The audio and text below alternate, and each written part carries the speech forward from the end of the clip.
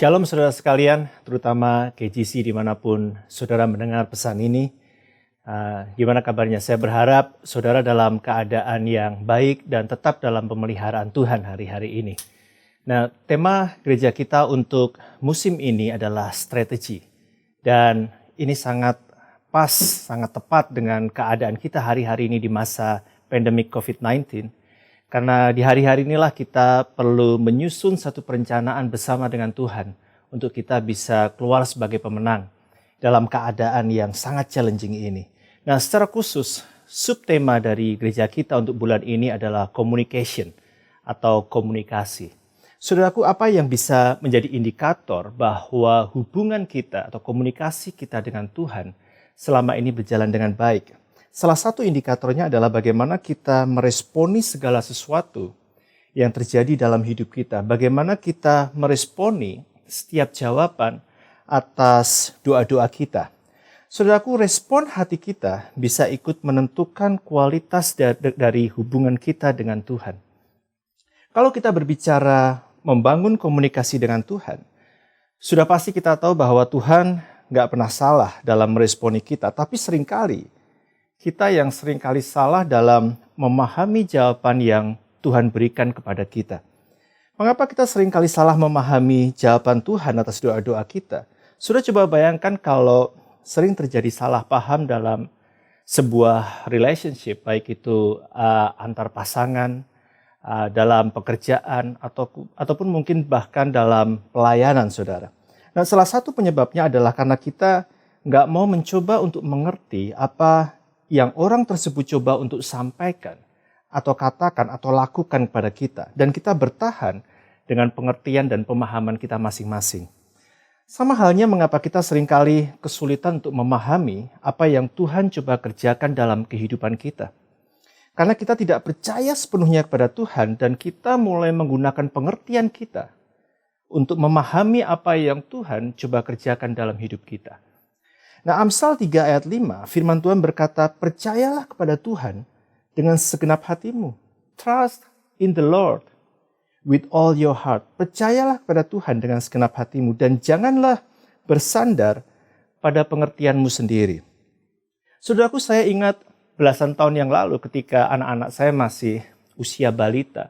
Kita sering main trust fall. Jadi anak-anak pada waktu itu mencoba untuk menjatuhkan diri ke belakang dan kami sebagai orang tua akan menangkap mereka sebelum mereka jatuh ke tanah atau jatuh ke lantai atau pada waktu itu jatuh di atas matras. Nah, mereka harus percaya untuk mereka bisa melakukan itu dengan baik. Mereka menjatuhkan diri ke belakang dan kami pasti akan menangkapnya. Dan mereka lakukan dengan sangat baik sekali, sangat sempurna tanpa rasa takut, dengan penuh percaya mereka melemparkan diri mereka ke belakang. Dan kami menangkap dari belakang. Tapi kalau itu kita lakukan hari-hari ini, di mana sekarang anak-anak saya sudah usianya remaja, mungkin keadaannya akan berbeda, saudara. Ketika mereka mau menjatuhkan diri ke belakang, mungkin mereka melakukannya setengah-setengah. Kenapa, saudara? Bukan karena kami sebagai orang tua tidak bisa dipercaya, tapi karena their understanding, karena pemahaman mereka, pemikiran mereka, pengertian mereka, mulai mempengaruhi rasa percaya mereka. Dan itu yang membuat berbeda. Nah, saya tidak pernah menemukan di Alkitab bahwa Allah kita tidak setia dan ingkar janji. Tapi memang Alkitab menceritakan beberapa kejadian di mana Allah nampaknya seolah-olah diam dan seolah-olah menyembunyikan wajahnya. Tapi dia nggak pernah tertidur, apalagi terlelap seperti apa yang firman Tuhan katakan. Bagaimana mungkin dia tertidur atau terlelap? Karena sehelai rambut pun jatuh ke tanah, Tuhan mengetahuinya. Tanpa seizin Tuhan, tidak mungkin sehelai rambut kita jatuh ke tanah.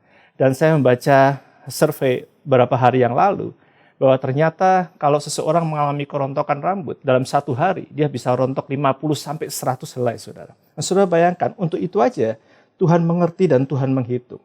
Bagaimana mungkin Tuhan tertidur atau Tuhan terlelap? Nah, pertanyaannya adalah, but why God seems to be silent sometimes? Mengapa Tuhan seolah-olah terasa diam di waktu-waktu tertentu? Saat-saat di mana sepertinya Tuhan tidak mendengar doa kita. Saat-saat di mana sepertinya Tuhan menyembunyikan wajahnya. Apalagi saat-saat yang seperti ini, saudara. saat-saat pandemik, saat-saat yang challenging. Saya nggak mau katakan ini saat yang penuh dengan masalah dan rintangan, tapi saat yang unik, saat yang penuh dengan tantangan. Saya mencoba untuk mengilustrasikan dan membayangkan kalau itu hubungan antara saya sebagai orang tua dan anak-anak saya. Memang tidak bisa mencerminkan saya sebagai Tuhan dan anak-anak saya sebagai orang percaya. Saya hanya mencoba untuk mengilustrasikan dan membayangkan ini. Yang pertama, saudara, saya mungkin akan nampak diam sebagai orang tua dan saya nggak meresponi mereka ketika mereka meminta sesuatu yang di luar batas kemampuan mereka. Sebagai contoh, saudara, contoh aja. Anak saya yang SMP, baru kelas 2 SMP, dia minta motor. Atau anak saya yang SMA, dia minta mobil. Mungkin mobil yang besar, mobil yang sesuai dengan keinginannya. Nah, saudara tahu, mungkin pada waktu itu, saya tetap akan biarkan aja. Entah mereka cuma kasih kode, karena mereka cerita teman-temannya mulai naik motor dan lain sebagainya. Atau mereka sungguh-sungguh meminta dengan merengek-rengek. Kenapa saya tidak merespon? Kenapa saya seolah-olah diam? Kenapa saya tidak memberikan itu? Karena saya tahu, yang pertama selain itu melanggar hukum, yang kedua itu membahayakan mereka. Dan juga membahayakan orang-orang di sekitar mereka.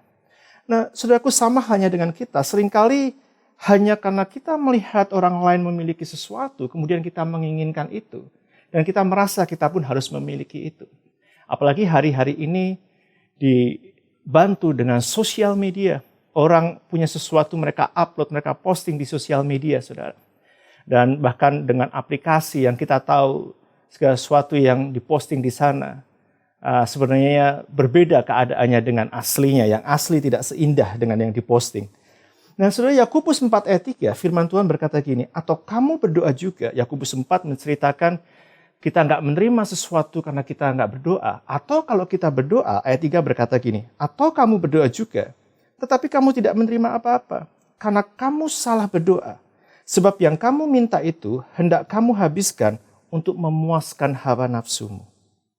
Nah, yang kedua, saudara, saya mungkin akan nampak diam dan saya nggak meresponi anak-anak saya ketika mereka meminta sesuatu yang saya tahu, kalau itu saya berikan, itu membuat mereka tidak produktif, membuat mereka semakin malas.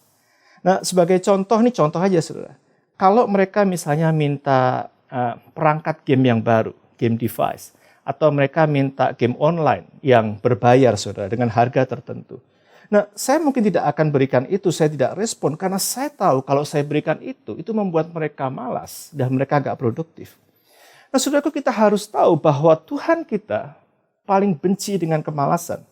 Dan kalau saudara lihat di kitab Amsal, di sana banyak sekali ayat-ayat yang memberikan hikmat untuk kita tidak hidup dalam kemalasan. Nah, saudaraku, secara spesifik saya ingin berikan pesan pada anak-anak muda di KJC. Jangan sampai karena pandemi ini, mungkin ada di antara kita yang saat ini dirumahkan. Mungkin ada di antara kita yang sudah di PHK. Mungkin ada di antara kita yang usahanya menjadi sepi dan sebagainya. Itu membuat saudara nggak lagi produktif. Membuat saudara berdiam diri hanya menerima keadaan. Dan kemudian ketika sadar kita perlu sesuatu, kita kemudian berdoa, kita minta pada Tuhan dan kita minta jawabannya terjadi seketika itu juga. Saudaraku, hari-hari ini, lakukan apapun yang bisa menghasilkan. Be kreatif. Be produktif, saudara. Pastikan saudara tetap produktif di saat-saat pandemik ini. Meskipun itu nampak kecil dan sederhana. Just do it. Selama itu nggak keluar dari kebenaran firman Tuhan. Saudaraku, saya senang ketika melihat teman-teman yang hari-hari ini mereka beralih profesi supaya mereka tetap produktif di tengah pandemi, saudara. Mereka ada yang jual makanan, jual kue, mereka jual sayur-sayuran, mereka menawarkan jasa pengiriman barang, mengantar dan lain sebagainya. Saudaraku, hari-hari ini kita semua dipaksa untuk keluar dari zona nyaman kita. Kita dipaksa untuk keluar dari kenyamanan kita. Dan saya begitu yakin hanya orang-orang yang mau keluar dari zona nyaman mereka yang akan bertahan di dalam pandemik ini dan akan keluar sebagai pemenang ketika keadaan ini selesai. Sekali lagi saya begitu yakin hanya orang-orang yang mau keluar dari zona nyaman mereka yang akan bertahan dan keluar sebagai pemenang di saat pandemi ini berakhir. Karena bagaimana mungkin kita berharap untuk diberkati di dalam kemalasan kita? Amsal 13 ayat 4 firman Tuhan berkata, hati si pemalas penuh keinginan, tetapi sia-sia. Sedangkan hati orang rajin diberi kelimpahan. Jangan lagi bertanya mengapa Tuhan diam. Karena hanya orang rajin yang diberi kelimpahan. Bahkan Alkitab juga berkata belajar pada semut. Sudah baca kitab Amsal, belajar pada semut. Mereka nggak malas. Mereka nggak hanya tidur-tiduran. Mereka bekerja pada musimnya. Mereka mengumpulkan pada musimnya. Mereka menabung pada musimnya. Dan itu yang diajarkan oleh kitab Amsal. Nah yang ketiga saudaraku, saya mungkin akan nampak diam dan tidak merespon. Ketika anak-anak saya meminta sesuatu yang saya tahu nantinya akan membuat mereka kehilangan quality time dengan kita sebagai orang tua mereka. Atau membuat mereka berpaling dari tugas, tanggung jawab, dan kewajiban mereka sebagai anak-anak dan sebagai pelajar. Sebagai contoh aja saudaraku, anak saya meminta handphone yang baru. Padahal dia punya handphone yang kami sebagai orang tua merasa handphone itu masih compatible dengan apapun yang dia perlukan saat ini. Masih bagus, masih bisa dipakai untuk apapun juga. Nah tapi dia terus minta handphone yang baru.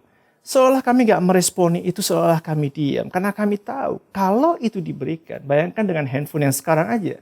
Itu dibawa kemana-mana, dipakai terus, ke toilet, di kasur pada waktu tidur, sampai mungkin ketiduran ada di samping dia pada waktu dia tidur.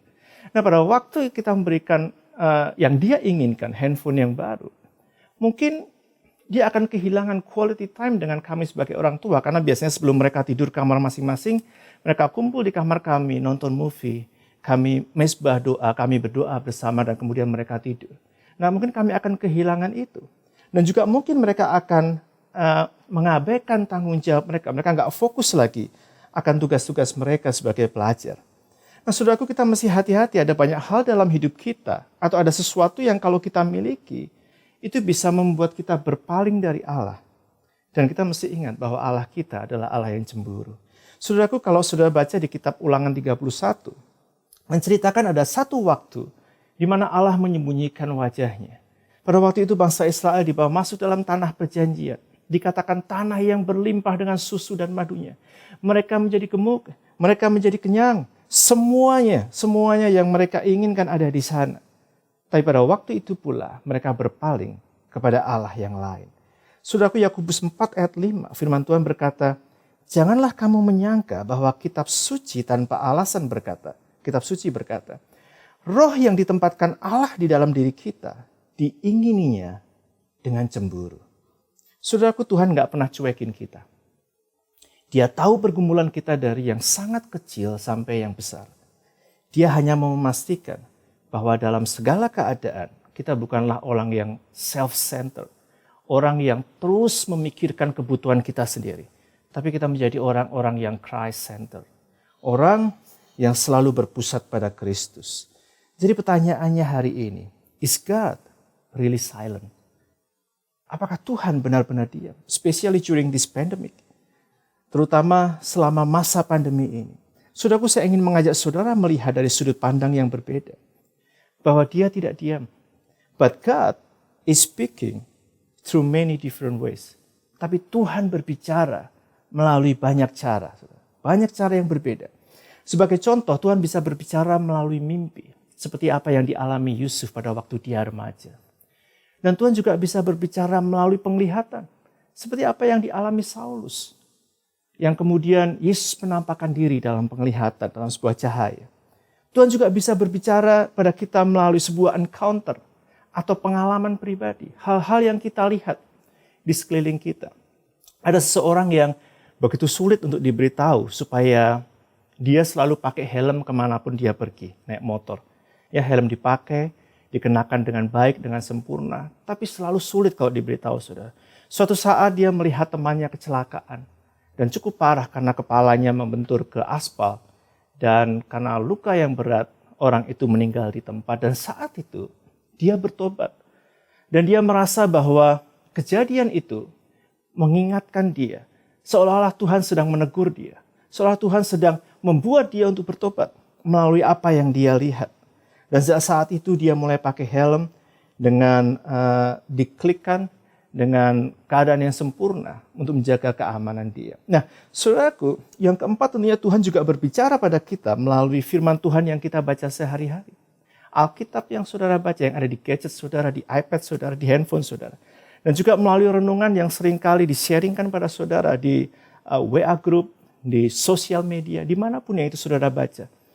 Itu bagaimana Tuhan berbicara pada saudara, menguatkan saudara, menegur saudara, menghibur saudara. Dan mengingatkan kita melalui sharing renungan yang kita terima setiap hari. Tetapi secara khusus saya mau tekankan ini saudara, bahwa Tuhan juga berbicara melalui keadaan yang kita alami. Saudaraku, Roma 8 ayat 28, firman Tuhan berkata, kita tahu sekarang bahwa Allah turut bekerja dalam segala sesuatu untuk mendatangkan kebaikan bagi mereka yang mengasihi Dia, yaitu bagi mereka yang terpanggil sesuai dengan rencana Allah. Saudaraku, keadaan kita yang Tuhan izinkan terjadi hari ini adalah cara Tuhan membentuk kita according to His purpose. Not your purpose, not my purpose. Tuhan sedang berbicara, Tuhan mau membentuk kita supaya kita menjadi sesuai dengan rencana Tuhan. Saudaraku, ada banyak kisah di Alkitab di mana Tuhan pakai keadaan kita untuk menyampaikan apa yang Tuhan mau. Salah satu kisah yang mungkin saudara sering dengar adalah kisah Ayub. Ayub dikatakan adalah orang yang saleh. Dia orang yang jujur. Dia orang yang takut akan Tuhan. Tapi suatu hari Tuhan izinkan keadaan yang tidak menyenangkan terjadi pada diri Ayub. Saudaraku, yang pertama saudara lihat, semakin seseorang takut akan Tuhan, semakin Tuhan izinkan keadaan membentuk orang tersebut. Why? Mengapa? Supaya dia ditemukan semakin murni di hadapan Allah.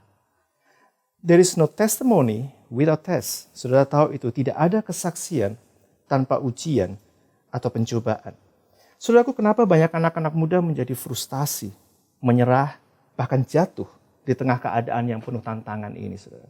Karena mereka tidak dapat melihat bahwa Tuhan sedang berbicara pada mereka melalui keadaan yang mereka alami. Melalui situasi yang terjadi pada mereka. Tuhan sedang pakai keadaan tersebut untuk membentuk dan menyempurnakan dia sesuai dengan kehendaknya. Saudaraku, semakin seseorang tidak dapat melihat itu, semakin dia akan menjauh dari Tuhan. Semakin dia menjauh dari Tuhan, maka dia akan semakin mudah dimanipulasi dan dipengaruhi oleh keadaan di sekitarnya. Maka dalam keadaan terburuknya pun, Ayub tidak menjauhkan diri dari Tuhan. Maka dari itu istri dan sahabatnya tidak bisa mempengaruhi dia. Dia tidak terintimidasi sama sekali. Saudaraku, dalam keadaan yang penuh tantangan hari-hari ini, seseorang yang sadar bahwa Tuhan sedang berbicara pada dia, dia seharusnya keluar dari pandemi ini. Ketika dia melewati masa pandemi ini, dia akan keluar dengan keadaan yang berbeda. Dia lebih berkarakter, dia lebih takut akan Tuhan. Dia lebih bijaksana dalam mengatur keuangan. Dia lebih tekun. Dia nggak malas lagi. Dia lebih berhikmat. Dan tentunya dia akan semakin lebih serupa dengan Kristus. Makanya jangan sampai saudara kita, terutama anak-anak muda yang mendengar pesan ini, keluar dari pandemi COVID-19 ini ketika nanti semuanya berlalu.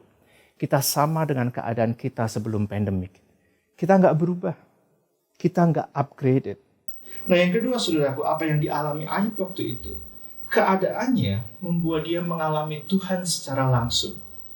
Makanya dalam Ayub 42 ayat 5, firman Tuhan berkata, hanya dari kata orang saja aku mendengar tentang engkau. Tetapi sekarang mataku sendiri memandang engkau. Saudaraku, justru dengan keadaan itu, dia memandang Tuhan. Dia encounter langsung dengan Tuhan. Sebelumnya dia cuma mendengar. Jadi cuma knowledge, cuma pengetahuannya dia saja. Tapi sekarang, itu menjadi experience. Itu menjadi satu pengalaman dengan Tuhan. Pengetahuan tentang Tuhan sudah bisa dapatkan di seminar-seminar, di Bible study, di mana aja. Tapi pengalaman dengan Tuhan hanya saudara dapatkan ketika saudara mengalami keadaan yang penuh dengan tantangan. Amin, saudara. Nah, sebelum pandemi ini kita mungkin rajin ibadah. Kita rajin komsel. Kita rajin pelayanan. Kita mendapatkan semua yang kita perlukan untuk memberi makan iman kita. Tetapi saat pandemi ini, saatnya kita berpetualang dengan iman kita. Saatnya kita menguji iman kita. Dan saya sangat yakin, saudara, bahwa di masa pandemi ini, kita diuji kekuatan kita. Kita diuji kesetiaan kita. Kita diuji belas kasihan kita. Apakah kita menjadi semakin self-centered, hanya memikirkan kebutuhan kita sendiri? Atau kita menjadi Christ-centered, tetap berfokus pada Kristus, tetap mengabarkan kabar baik, mengabarkan Injil melalui perbuatan baik kita, tetap menempatkan Yesus di atas segalanya. Saudaraku, hari ini kita belajar dan kita tahu bahwa God is never really silent. It's just the way He communicates to us. Dia nggak pernah diam. Ini hanya cara bagaimana Tuhan berkomunikasi dengan kita. Sering kali orang bertanya, why during hard time? Why? Mengapa Tuhan memberi waktu-waktu yang sulit? Karena kalau good time, saya sering jawab, kita sering kali nggak mau dengar saudara. Saya ingat waktu saya mengalami nyeri otot di pundak saya, punggung belakang saya, sampai ke leher saya, kemudian saya bertemu dengan Dr. Syaraf. Kemudian dia katakan yang selalu saya ingat. Dia mengatakan nyeri atau rasa sakit pada tubuh kita memang didesain untuk memberi sinyal pada kita bahwa kita harus stop. Bahwa kita sudah nggak mampu lagi. Tubuh kita sudah nggak mampu lagi, kita harus berhenti. Tapi nggak cuma berhenti, kita harus mulai evaluasi apa yang kita lakukan salah. Dan di saat itu saya tahu, saudara, selama itu saya salah dalam postur duduk saya. Saya salah dalam mengenakan bantal dan postur tidur saya. Saya salah ketika saya melakukan aktivitas saya di kantor. Dan saya mulai melakukan evaluasi. Dan saya baru tahu bahwa ternyata pain atau rasa sakit itu untuk mengingatkan kita bahwa that's enough, kita harus berhenti. Kita harus melihat, kita harus evaluasi. Apa yang harus kita lakukan untuk membuat kita lebih baik lagi. Sekali lagi saudara, is God real silent? Apakah Tuhan benar-benar diam? I don't think so. It's just the way He communicates to us. Itu hanya cara bagaimana Tuhan sedang berbicara pada kita menggunakan keadaan dan situasi kita hari-hari ini. Biarlah itu menjadi berkat, kekuatan, dan boleh menghibur dan menguatkan saudara di masa-masa yang sangat challenging ini. Tuhan Yesus memberkati saudara.